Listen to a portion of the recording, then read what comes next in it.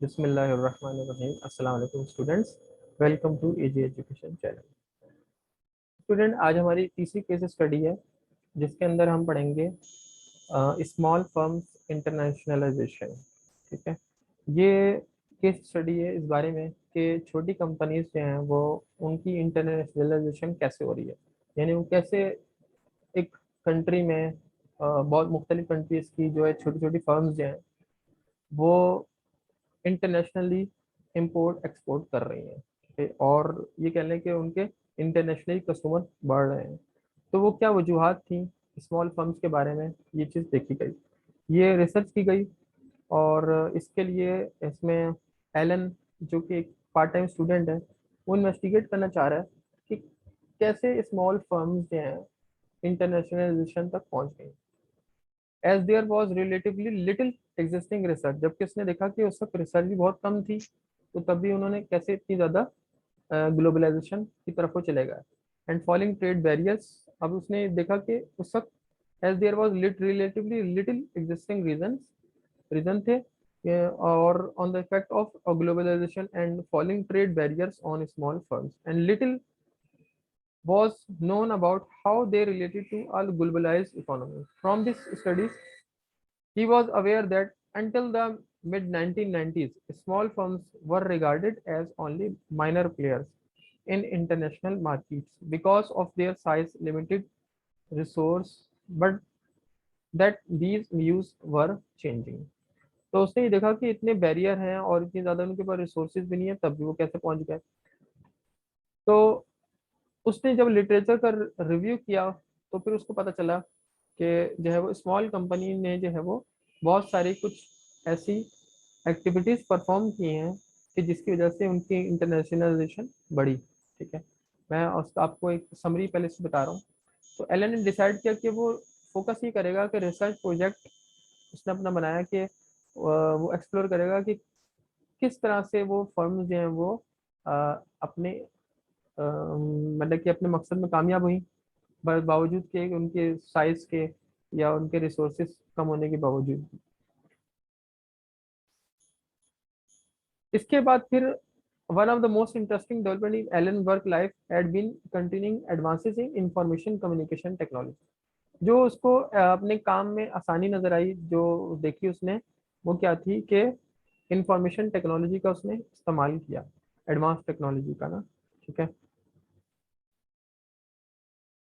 From this literature review was aware web technology and internet allowed firms. तो उसने जो internet का सहारा लिया और डिफरेंट जो है वो कंपनीज की वेबसाइट पे गया, जहाँ से उसको बहुत सारी इंफॉर्मेशन मिली।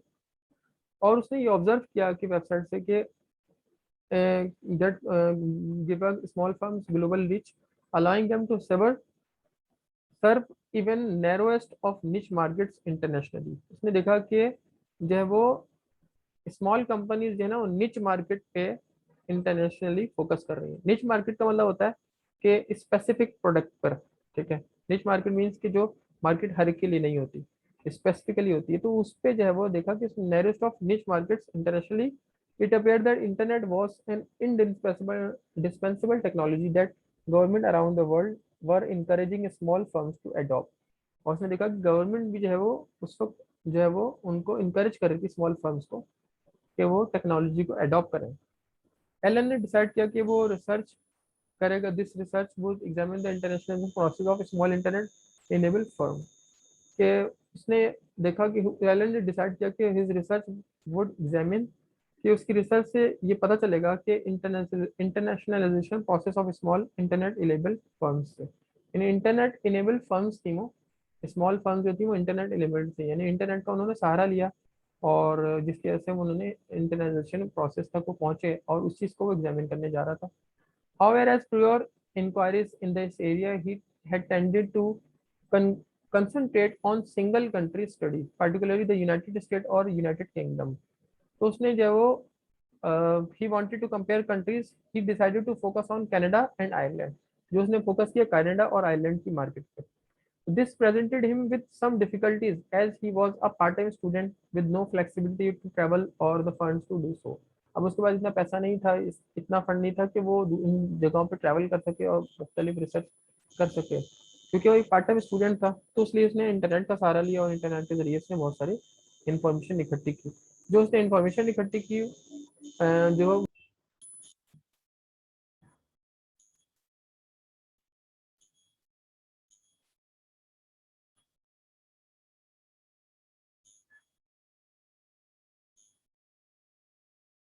अच्छा, तो उसने जो इन्फॉर्मेशन हासिल की वो कनाडा ओंटारियो डॉट से बिजनेस रिपोर्ट उसको मिली, आयरलैंड की जो है वो सिलिकॉन रिपब्लिक डॉट कॉम से मिली। तो ये सारी जो है वो वेबसाइट है जिससे उसको बहुत सारी इन्फॉर्मेशन मिल गई कंपनीज के बारे में। ठीक है, कनाडा की हो गई और ये उसकी जो है वो आयरलैंड की हो गई। मुख्तलिफ वेबसाइट जिनमें गवर्नमेंट की वेबसाइट भी हैं और जो है वो सिटीज़ के हवाले से भी हैं और नेशनल रिपोर्ट्स भी हैं, रिकॉर्ड्स हैं उनकी। रिकॉर्ड जैसे रिकॉर्ड डॉट कॉम से उसको बहुत सारी इंफॉर्मेशन मिल गई। तो फिर एलन ने देखा कि establish that there was sufficient online resources from which he could build a sample, और he established the criteria each small firms would have to meet in order to be included। उसने एक criteria बना लिया और फिर उसने जो है वो देखा कि इंफॉर्मेशन अपनी एक इंफॉर्मेशन शीट बना ली जिसमें उसने सारी इंफॉर्मेशन इकट्ठी करता गया वो। अब इन रिकॉर्ड से भी जब इंफॉर्मेशन उसको नहीं मिल सकी, मतलब काफ़ी हद तक उसने डाटा इकट्ठा कर लिया, तकरीबन 66% तक।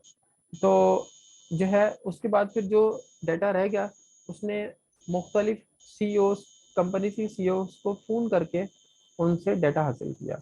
अब जैसे क्वेश्चन इसमें बना है कि what advantage do you think this method of collecting data give Elon.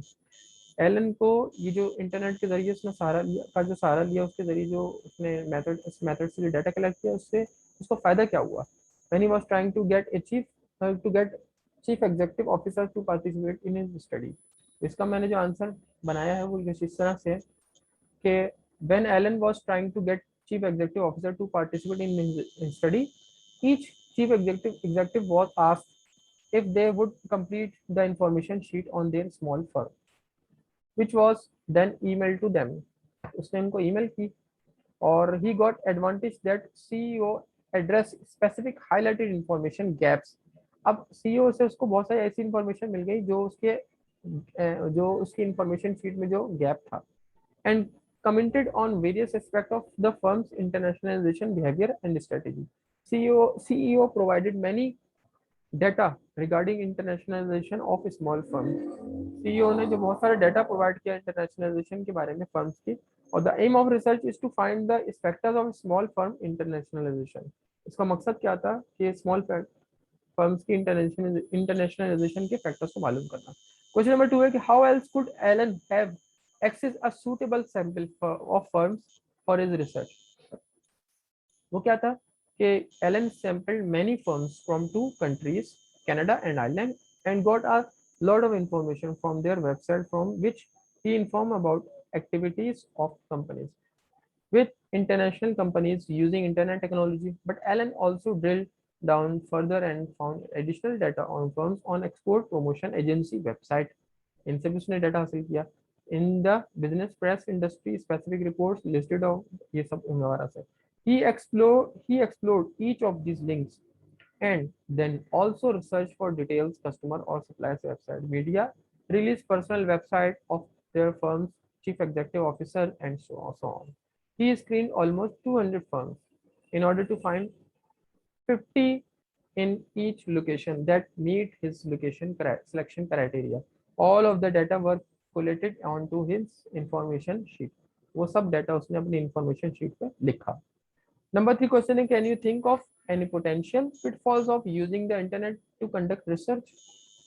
क्या आप समझते हैं कि क्या पिटफॉल हो सकते हैं, क्या पोटेंशियल पिटफॉल हो सकते हैं इंटरनेट को इस्तेमाल करने के अगर वो रिसर्च के लिए कंडक्ट करता है। तो भाई बहुत हो सकता है कि मैं इंटरनेट से 100% ट्रू इन्फॉर्मेशन ना मिले, ऐसा पॉसिबल हो सकता है। But I think there may be some potential pitfall using of internet because of getting below the 100% information or 100% true information।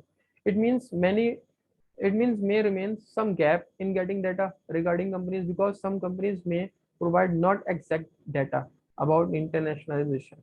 तो मे भी पॉसिबल हो सकता है कि जो है वो ट्रू डाटा उन्होंने 100% ट्रू डाटा ना हो दिया हो। तो ये पोटेंशियल पिटफॉल यही हो सकता है कि 100% ट्रू डाटा नहीं हो सकता।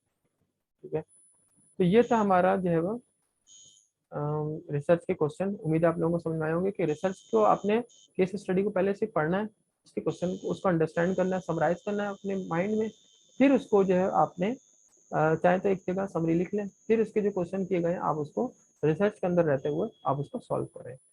उम्मीद है आप लोगों को समझ में आया होगा। नेक्स्ट लेक्चर के लिए मुझे इजाजत दीजिए। अल्लाह हाफिज़।